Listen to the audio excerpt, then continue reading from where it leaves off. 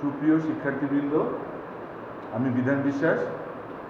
আজকে তোমাদের সামনে হাজির হয়েছি ইংরেজি দ্বিতীয় পত্র গ্রামার নিয়ে।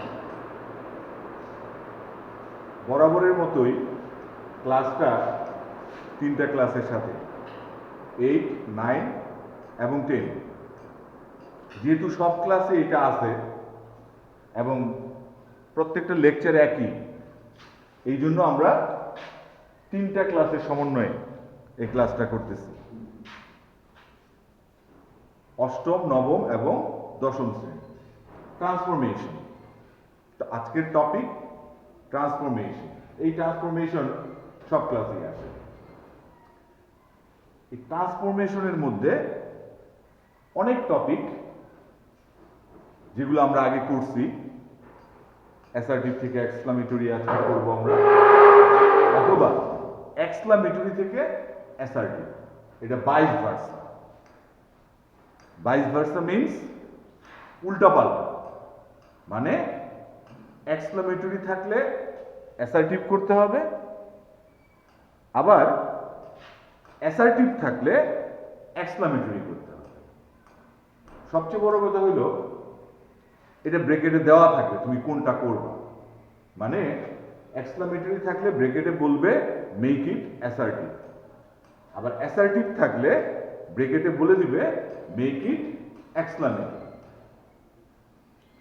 এক্সক্লামেটরি থেকে অ্যাসার্টিভটা আমরা জানতে পারলেই, উল্টাটা করলেই অ্যাসার্টিভ থেকে এক্সক্লামেটরি হয়ে যাবে। আর স্বভাবত কারণে আমরা এক্সক্লামেটরি থেকে অ্যাসার্টিভ করতেছি এই জন্য বুঝার সুবিধা। আমি কয়েকটা নিয়ম আমি লিখব, নিয়ম ঠিক না, এক্সাম্পল লিখব। ওই এক্সাম্পলের মধ্যে স্ট্রাকচার এবং এটা কিভাবে অ্যাসার্টিভ করতে হয় সেটা আমরা দেখব। 1 নাম্বার এক্সক্লামেটরি, হাউ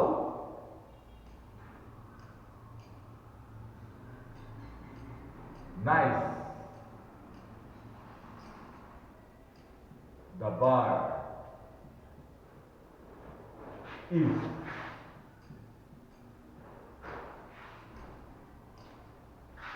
এক্সক্লামেটরি সেন্টেন্সের এটা একটা স্ট্রাকচার। স্ট্রাকচারটা কি? প্রথমে থাকবে হাউ, তাহলে শুরুতেই থাকবে হাউ, তারপর থাকবে অ্যাডজেক্টিভ, যে নাইস, যে এটা একটা অ্যাডজেক্টিভ। তারপর থাকবে সাবজেক্ট, সাবজেক্ট কি? The bird. তারপর থাকবে ভার্ব, ভার্ব কি? ইজ। আর এইখানে লক্ষণীয় ব্যাপার যে এক্সক্লামেটরি সেন্টেন্সে একটা আশ্চর্যবোধক চিহ্ন থাকে। তার মানে যদি কোনো সেন্টেন্স হাউ দিয়ে শুরু হয় তবে আমরা এটা কিভাবে অ্যাসার্টিভ করব মনে রাখতে হবে। অ্যাসার্টিভ করতে হলে সাবজেক্টটা, এই হাউ তো সূত্রের, এটা হলো অ্যাডজেক্টিভ, এটা সাবজেক্ট, এটা হলো ভার্ব। আর এটার মধ্যে প্রথমে সাবজেক্ট আনতে হবে, তারপর ভার্ব আনতে হবে, তারপর ভেরি। এই ভেরি কথাটা আমি বাইরে থেকে আনবো। কেন আনবো? এক্সক্লামেটরির যে হাউটা, এটাকে উইথড্র করার জন্য। তারপর অ্যাডজেক্টিভ অথবা অ্যাডভার্বও হইতে পারে কখনো কখনো, তারপর ডট ডট ডট ডট এবং লাস্টে কি? ফুল স্টপ দিয়ে দিতে হবে। এক্সক্লামেটরি সাইনটা উঠে যাবে, কারণ অ্যাসার্টিভ সেন্টেন্সে কি হয় না, আশ্চর্যবোধক থাকবে না, সেটা ফুল স্টপ হয়ে যাবে। এখন আমরা দেখি এটাকে কিভাবে করব। প্রথমে কি লিখব? সাবজেক্ট। সাবজেক্ট কি? The bird. তারপরে কি? Verb is. তারপর ভেরি। তারপর অ্যাডজেক্টিভ অথবা অ্যাডভার্ব কি? নাইস।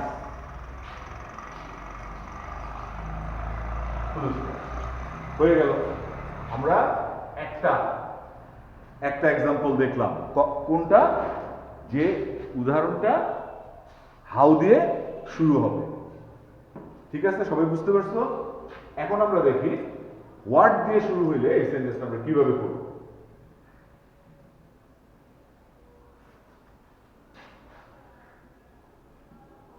হোয়াট, এ, দেখো হোয়াট এর পরে আমি কি লিখলাম, এ, এখানে এনও হইতে পারে, এটা নির্ভর করবে পরবর্তী সেন্টেন্সের পরবর্তী ওয়ার্ডের উপর।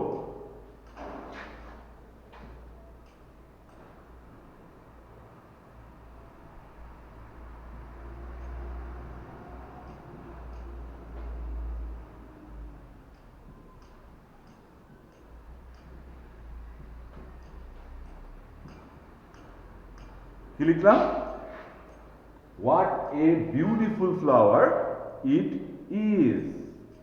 তাহলে শুরুতে কি আছে, হোয়াট, যেটা আগে ছিল হাউ, তারপর কি আছে, এ অথবা এন, তারপর থাকবে বিউটিফুল ফ্লাওয়ার। বিউটিফুলটা কি, অ্যাডজেক্টিভ, ফ্লাওয়ারটা কি, নাউন। তার মানে বুঝাতে চাচ্ছি আমি অ্যাডজেক্টিভ সহ নাউন। এইটার মধ্যে সাবজেক্টটা একটু পরে থাকে, যেমন এখানে সাবজেক্ট কি, ইট, তারপর হচ্ছে ভার্ব। ক্লিয়ার? হোয়াট, এ অথবা এন, অ্যাডজেক্টিভ সহ নাউন, সাবজেক্ট, ভার্ব। এখন এটাকে আমরা অ্যাসার্টিভ করব অনেকটা আগের মতো। প্রথমে সাবজেক্ট লিখব, তারপরে ভার্ব লিখব, তারপরে যেখানে ভেরি আছে, যে এই ভেরিটা এর পরিবর্তে ভেরি থাকবে, এখানে শুধু লিখবা এ, এ ভেরি, অথবা এ গ্রেট। গ্রেট ব্যবহার খুব কম, ফুল যদি বুঝায় তাহলে আমরা গ্রেটটা ব্যবহার করি, আদারওয়াইজ এ ভেরিটাই বেশি ব্যবহার করি। তারপর অ্যাডজেক্টিভ সহ নাউন যেটা থাকবে, আমি এটা এখান থেকে লিখতেছি আর বুঝলাম না, অ্যাডজেক্টিভ সহ নাউন। কোনটা, যে বিউটিফুল ফ্লাওয়ার, এটা একটা অ্যাডজেক্টিভ সহ নাউন।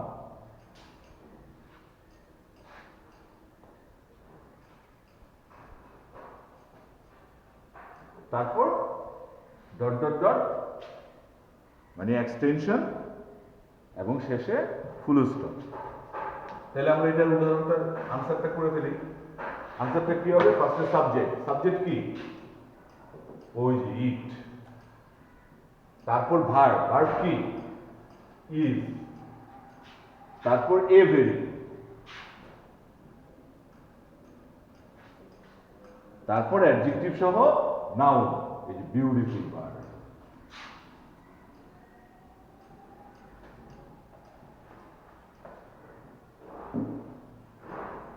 Full stop. তার মানে আনসারটা হবে ইট is a very beautiful bird. হয়ে গেল কি, অ্যাসার্টিভ। খেয়াল রাখতে হবে, যদি তোমার উল্টাটা করতে বলে তখন তোমার খেয়াল করতে হবে যে এ ভেরি আছে, যে এটা দেখা আমরা নিশ্চিত হইলাম এক্সক্লামেটরি শুরুটা করতে হবে ওয়ার্ড। যদি শুধু ভেরি থাকতো তখন বুঝতাম আমাদের শুরু করতে হবে হাউ দিয়ে। এই হচ্ছে এটার পার্থক্যটা, এটা ভালোভাবে মনে রাখতে হবে। এবার আমরা আরেকটা নিয়মের এক্সাম্পল লিখব।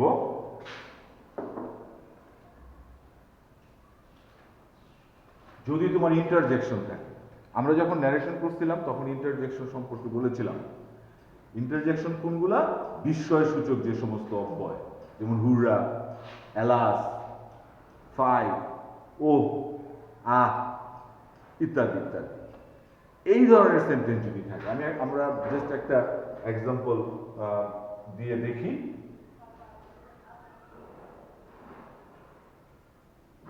হুররা,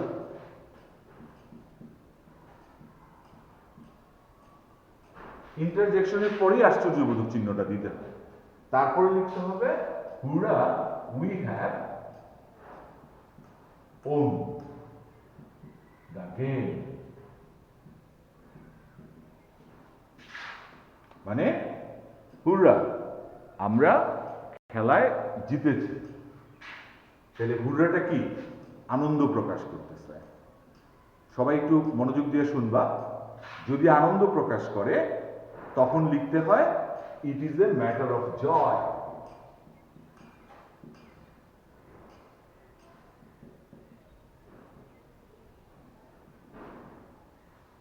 খেয়াল করো কি লিখলাম?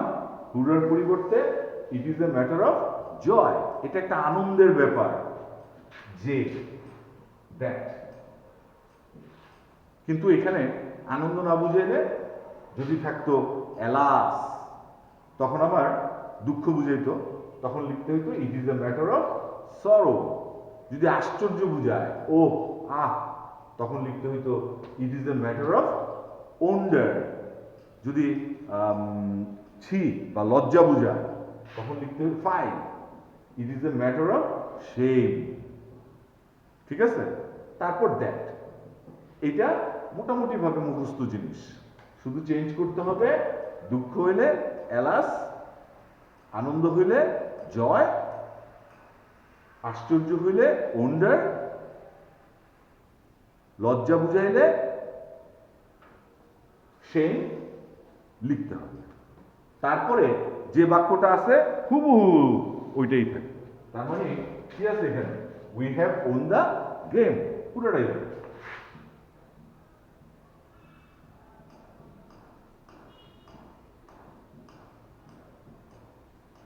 হয়ে গেল অ্যাসার্টিভ সেন্টেন্স।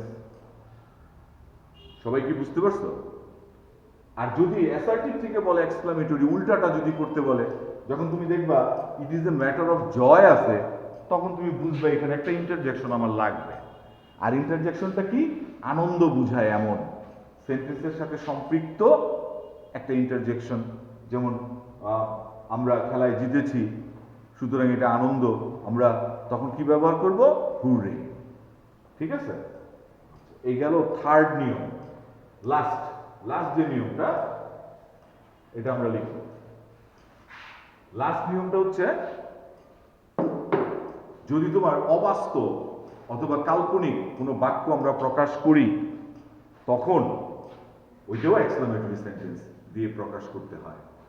আর এইখানে আমরা কি ব্যবহার করব, এটার স্ট্রাকচারটা কি হবে? ওই কাল্পনিক বা অবাস্তব জিনিস, যেমন মনে করো আমি যদি আবার শিশু হইতাম, এটা কি সম্ভব? এটা সম্ভব না। তার মানে কি?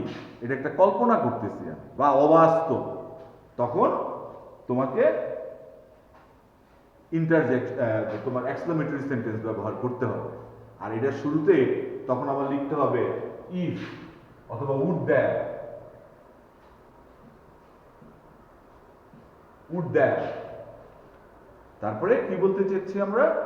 যদি আমি আবার শিশু হইতাম, বা আমি যদি আকাশে উঠতে পারতাম, would that I could fly in the sky. আমরা জানি আকাশে উড়া সম্ভব না মানুষের পক্ষে, হ্যাঁ, কিন্তু তারপর আমি এটা প্রকাশ করতেছি। ওই সমস্ত ক্ষেত্রে এটা কাল্পনিক চিন্তা করে এই সমস্ত ওয়ার্ডগুলি লিখতে হবে। শুধু উড দ্যাট না, এই জায়গায় আমরা লিখতে পারতাম ইফ, এখানে আমরা লিখতে পারতাম ও দ্যাট, তারপরে এই বাক্যটা লিখতে। এটা যদি এরকম হইতো if I could fly in the sky, তাও হইতো, এবং লাস্টে আশ্চর্যবোধক চিহ্নটা দিয়ে দিবা। এই ধরনের সেন্টেন্স গুলা যদি আমরা প্রকাশ করতে চাই, তখন আমরা ইফ, উড দ্যাট অথবা ও দ্যাট এগুলা ব্যবহার করব। এখন দেখি আমরা অ্যাসার্টিভটা কিভাবে করব। অ্যাসার্টিভ করতে গেলে সাবজেক্ট, এরপরে উইশ অথবা উইশেস, তারপরে বাকি অংশ সবই লিখব। শুধুমাত্র এই ইফটা অথবা উড দ্যাট অথবা ও দ্যাটটাকে বাদ দেওয়ার জন্য আমরা সাবজেক্ট আর একটা কি লিখবো? নতুন শব্দ উইশ অথবা উইশেস। যেমন এখানে সাবজেক্ট কি? আই, তাহলে আমরা আই লিখব। তারপর কি লিখবো? Wish, I wish. তারপর বাকি যা আছে, কি আছে? I could fly in the sky,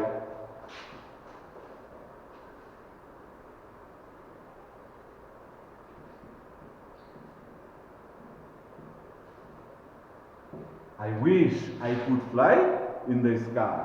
আবার যদি তোমার অ্যাসার্টিভ থেকে বলে এক্সক্লামেটরি করতে, যখন তুমি দেখবে উইশ আছে তখন তুমি নিশ্চয়ই চিন্তা করবা কি সেই ইজ অথবা উড দেয় অথবা ও দেয়, একটা লিখলেই হয়। আরো আছে হ্যাড দিয়ে শুরু হইতে পারে, যেমন had I been a king, আমি যদি রাজা হইতাম। ঠিক আছে, তো এই ধরনের সেন্টেন্সগুলো আমরা এইভাবে অ্যাসার্টিভ থেকে এক্সক্লামেটরি অথবা এক্সক্লামেটরি থেকে অ্যাসার্টিভ করব। এখন আমি তোমাদের অল্প কয়েকটা তোমাদের বোঝার জন্য এবং ভালোভাবে উপলব্ধি করার জন্য কয়েকটা এক্সারসাইজ দিব, এগুলো বাড়ি থেকে করে আনবা। এইচডব্লিউ অল্প কয়েক, এটা সবাই ঠিক মতো তুলে নিবা। HW 1 number, he was a bright student.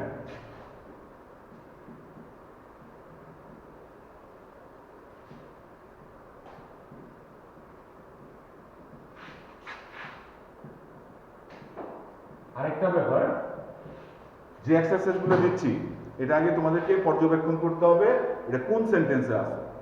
যদি অ্যাসার্টিভ থাকে তাইলে করবা এক্সক্লামেটরি, আর যদি এক্সক্লামেটরি থাকে তাইলে করবা অ্যাসার্টিভ। যেমন এই যে সেন্টেন্সটা আমি একটা উদাহরণ বলে দিচ্ছি, হি ওয়াজ এ ব্রাইট স্টুডেন্ট, সে একজন ব্রাইট স্টুডেন্ট ছিল, তার মানে এটা কি ফুল স্টপ আছে, তার মানে এটা অ্যাসার্টিভ আছে, তাহলে তুমি কি করবা এক্সক্লামেটরি। আবার যদি এক্সক্লামেটরি থাকে তাহলে করবা অ্যাসার্টিভ। এবার আসে 2 নম্বরে, what a big river the Padma is.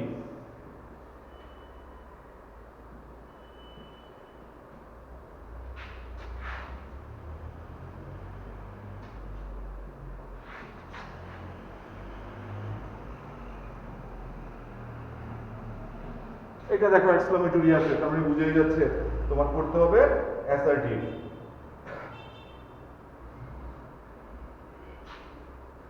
The cuckoo sings very sweetly.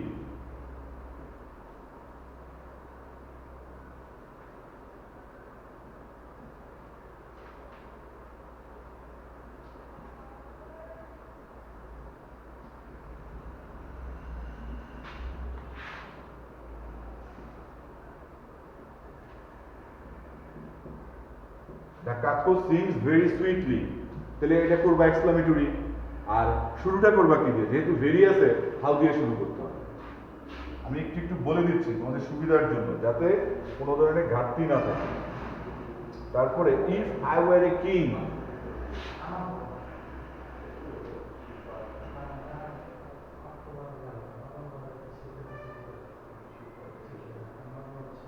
আমি যদি রাজা হইতাম।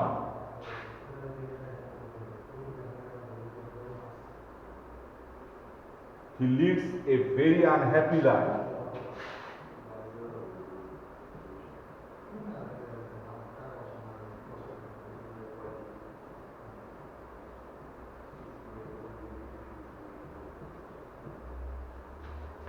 He leads a very unhappy life.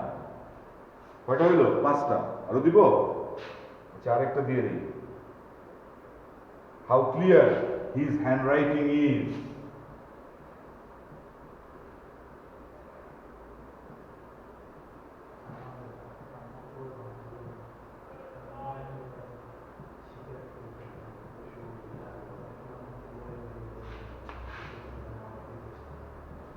How clear his handwriting is. তাহলে কয়টা হইলো? 6টা। আমরা আজকে ইম্পর্টেন্ট ক্লাস করলাম এক্সক্লামেটরি থেকে অ্যাসার্টিভ, অ্যাসার্টিভ থেকে এক্সক্লামেটরি। আমরা যে 4টা নিয়ম করছি এই 4টা নিয়মের মধ্যেই তুমি সবগুলো এক্সারসাইজ করতে পারবা। হ্যাঁ, এটাই আমি আশা করি, এবং সবাই একটু ভালো করে এই এক্সারসাইজগুলো বাসায় করবা। তো আজকে ক্লাস এই পর্যন্তই। তোমরা সবাই ভালো থেকো, সবাইকে ধন্যবাদ।